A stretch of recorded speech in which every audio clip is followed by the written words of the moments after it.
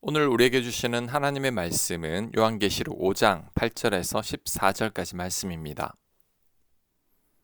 8절 그 두루마리를 취하심에 네 생물과 24 장로들이 그 어린 양 앞에 엎드려 각각 검은고와 향이 가득한 금 대접을 가졌으니 이 향은 성도의 기도들이라. 그들이 새 노래를 불러 이르되 두루마리를 가지시고 그 인봉을 떼기에 합당하시도다. 일찍이 죽임을 당하사 각 족속과 방언과 백성과 나라 가운데에서 사람들을 피로 사서 하나님께 드리시고 그들로 우리 하나님 앞에서 나라와 제사장들을 삼으셨으니 그들이 땅에서 왕노릇하리로다 하더라. 아멘. 예수님께서 두루마리를 취하자 네 생물과 24명의 장로들이 예수님 앞에 엎드려 찬양 드립니다. 예수님은 두루마리와 인봉을 떼기 합당하신 분이시고 모든 열방 사람들을 핏값으로 사서 하나님께 드리시고 그들을 제사장으로 삼아서 땅에서 왕노릇하게 하심을 찬양했습니다. 우리 예수님은 찬양받기에 합당하신 분이시죠. 하늘 보좌 버리시고 이 땅에 오셔서 모든 인류를 구원하신 분입니다. 자신의 목숨을 버리시고 인류를 위해 대신 죽으신 분이시죠. 모든 구원받은 자들의 생명의 은인입니다. 우리는 이런 예수님을 찬양할 수밖에 없는 거죠. 사실 나에게 선물을 주거나 밥을 사주는 사람이 있다고 해도 우리들은 감사해서 보답하려고 합니다. 신세를 진 사람이 있다면 그 신세를 갚으려 하죠. 하물며 죄 많은 우리들이 하나님의 자녀가 되는 길을 열어놓으신 예수님이신데 우리가 찬양과 감사를 드리는 것이 마땅한 겁니다. 예수님은 내 생물과 24명의 장로가 엎드려 경배하기에 합당한 분이시죠. 특히 위 구절에서 네 생물과 24명의 장로가 가진 것을 주목해야 합니다. 그들의 손에 각각 검은고와 향이 가득한 금 대접을 가졌습니다. 검은고는 예배 가운데 연주한 악기이므로 찬양과 경배를 상징합니다. 향이 가득한 금 대접은 기도죠. 그래서 오늘 본문에서도 이 향을 성도의 기도들이라고 말하는 것입니다. 찬양과 경배와 기도의 중요성을 말하고 있는 거죠. 성도들의 삶은 하나님께 드리는 찬양과 경배와 기도가 늘 있어야 합니다. 특히 찬양과 경배는 감사를 의미하죠. 우리가 찬양과 경배하는 이유는 우리를 구원하신 하나님의 사랑에 감사해서입니다. 내 생물과 24명의 장로들의 말처럼 인류를 위해 대신 죽임을 당하신 그 은혜에 감사해서 찬양과 경배를 드리는 겁니다. 그러니 우리들도 이런 감사로 인한 찬양과 경배가 우리 삶에 계속 이어져야 합니다. 하나님께 감사함으로 예배를 드리는 것이 지극히 당연하고 자연스러운 일상이 되어야 합니다. 우리가 매주일 예배를 드리는 것도 감사함 때문이죠. 주일이 되어서 의무적으로 드리는 게 아니라 우리를 구원하신 은혜와 한 주간 돌봐주신 은혜에 감사해서 예배를 드리는 겁니다. 예배는 곧 감사이죠. 감사가 없는 예배는 예배가 아닙니다. 또한 우리는 기도해야 합니다. 우리들이 살아오는 동안 드린 모든 기도는 하나도 땅에 떨어지지 않습니다. 때로는 우리의 기도가 허공으로 사라지는 것 같고 하나님께서 우리의 기도를 듣지 않으시는 것처럼 느껴질 때가 있습니다. 하지만 절대 그렇지 않습니다. 우리의 모든 기도는 금 대접에 담기고 있습니다.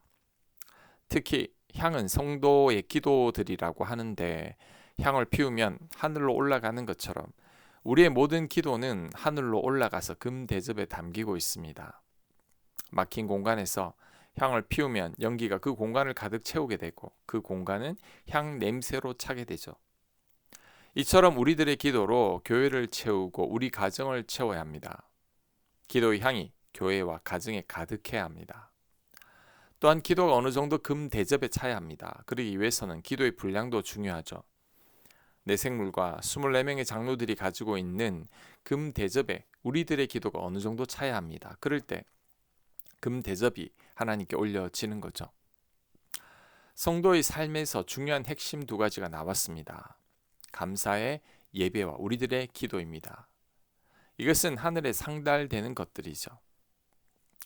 지난 주일 예배에 나의 진정한 감사가 담겨 있었는지를 점검해 봐야 합니다. 우리 예배에 감사의 기도와 감사의 예물과 감사의 찬양이 담겨 있어야 합니다. 설교 말씀을 듣는 이유도 하나님의 은혜에 감사하기 위해 듣는 거죠. 몸만 교회에 앉아 있다고 예배를 드렸다고 착각해서는 안 됩니다. 설교를 들었다고 예배를 잘 드렸다고 착각했어도 안 됩니다. 아래 4가지가 예배 가운데 있어야 합니다. 첫째, 하나님께 감사해서 찬양을 드려야 합니다. 입으로 노래를 부르는 게 아니라 찬양 가사에 내 마음을 담아서 감사해야 합니다. 찬양을 부를 때 가사를 생각하지 않는다면 그 찬양은 아무런 의미가 없죠. 멜로디가 좋은 노래일 뿐입니다. 반드시 가사를 떠올리며 감사를 드려야 합니다. 가사에 마음을 담아서 하나님께 사랑을 고백해야 합니다. 둘째, 예배 드릴 때 감사의 예물을 드려야 합니다. 요즘은 온라인으로 헌금을 하다 보니 한 달에 한 번 몰아서 편하게 헌금하는 분들이 있습니다. 하지만 그래서는 안 됩니다. 매 예배 때마다 감사의 예물을 드려야 합니다. 어렸을 때 부모님이 주신 헌금의 일부를 다른 곳에 썼을 때에 그 죄책감을 기억해야 합니다. 신앙의 선배들이 지폐를 다리미로 다려서 드렸던 것을 기억해야 합니다. 그랬던 우리들이 주일에 헌금하지 않는 것이 익숙한 일상이 되어버렸습니다. 한 달에 한 번 모아서 편하게 헌금하곤 합니다. 그래서는 안 됩니다. 물질 가는 곳에 마음이 갑니다. 매주일 감사함을 담아서 하나님께 드려야 합니다. 액수가 중요한 것이 아니라 감사의 마음이 중요합니다. 이것을 자녀들에게도 가르쳐야 합니다. 예수님께서 가난한 과부의 보잘것없는 2렙돈을 칭찬한 것을 기억해야 합니다. 그 헌금에 감사와 마음이 담겨 있었기 때문이죠. 자, 3번째, 교회 와서 기도할 때 감사를 담아야 합니다. 우리를 구원하신 은혜와 무사히 한 주를 보살펴 주신 하나님 사랑에 감사의 기도를 드리는 거죠. 그 외에도 감사의 제목들을 찾아보면 많을 것입니다. 그 모든 것들을 기도에 담아서 드리는 거죠. 이런 기도가 금 대접에 담깁니다. 또한 구할 게 있으면 기도해야 합니다. 하나님, 우리가 소원을 품고 하나님께 기도하는 것을 기뻐하십니다. 하나님은 우리 아버지시기에 자식들의 청을 들어주시기를 원하시기 때문이죠. 이 또한 금 대접에 담깁니다. 마지막으로 설교 말씀을 통해서도 하나님께 감사드릴 수 있어야 합니다. 내 죄를 알게 하니 감사하고 깨닫지 못했던 것을 깨닫게 하시니 감사하고 새로운 교훈을 배우게 하시니 감사한 거죠. 잊고 있었던 하나님의 은혜와 십자가 사랑에 또 감사하는 것입니다. 감사의 찬양, 감사의 헌금, 감사의 기도, 감사의 설교, 이 4가지가 어우러져서 하나님께서 기뻐하시는 예배가 되는 것입니다. 이 4가지로 하나님을 경배하는 것이 영과 진리로 예배를 드리는 거죠. 이 4가지가 예배에 빠져서는 안 됩니다. 이 4가지가 바로 검은고이고 향이 가득한 금 대접입니다. 이 4가지가 하늘의 천사의 손에 올라가는 거죠. 이렇게 예배를 드릴 때 한 주간의 삶도 성공합니다. 예배를 통해 하나님께서 주시는 은혜가 있기 때문이죠. 하나님 은혜로 채워졌기 때문이죠. 우리는 그 은혜로 한 주를 살아가는 겁니다. 많은 성도님들이 하나님께 예배를 드렸다고 하지만 나만의 착각인 경우가 많습니다. 심지어 1년 중 한 번도 제대로 예배를 드린 적도 없는 교인들도 많습니다. 안타까운 것은 그러면서도 본인은 그런 줄 모른다는 거죠. 예배에 실패하면 한 주간의 삶도 실패합니다. 아무런 영적인 공급이 없기 때문이죠. 우리는 우리의 예배를 점검해 봐야 합니다. 예배가 뭔지 모르는 교인들이 많고 예배에 실패하는 교인들도 많습니다. 이제는 그래서는 안 됩니다. 하나님 보시기에 합당한 예배자로 우리는 다시 한 번 더 거듭나야 합니다. 이어지는 구절은 감격적인 예배의 장면이죠. 이 장면을 꼭 기억해야 합니다. 11절, 내가 또 보고 들음에 보좌와 생물들과 장로들을 둘러선 많은 천사의 음성이 있으니 그 수가 만만이요 천천이라. 큰 음성으로 이르되 죽임을 당하신 어린 양은 능력과 부와 지혜와 힘과 존귀와 영광과 찬송을 받으시기에 합당하도다 하더라. 내가 또 들으니 하늘 위에서 땅 위에와 땅 아래와 바다 위에와 또 그 가운데 모든 피조물이 이르되 보좌에 앉으신 이와 어린 양에게 찬송과 존귀와 영광과 권능을 세세토록 돌릴지어다니 네 생물이 이르되 아멘 하고 장로들은 엎드려 경배하더라. 아멘. 하나님을 제외한 모든 피조물과 천사들이 죽임 당하신 어린 양이신 예수님께 감사함으로 경배하고 있습니다. 찬송과 존귀와 영광과 권능을 돌리고 있죠. 엎드려 마음을 다해 경배하고 있습니다. 이런 모습이 진정한 예배의 모습이죠.